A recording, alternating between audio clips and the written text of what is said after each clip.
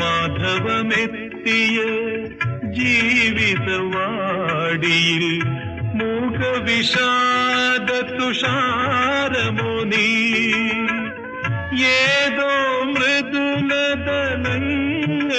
നേടിയ തേനും മണവും മറന്നുപോയോ നിന്നെ പുണരാൻ നീട്ടിയ കൈകളിൽ വേദനയോ വേദനയോ നിന്നെ തഴുകാൻ പാടിയ പാട്ടിലും വേദനയോ വേദനയോ നിന്മന്ദഹാസവും നിൻമുഗ്ധരാഗവും ബിന്ദുവായോ അശ്രു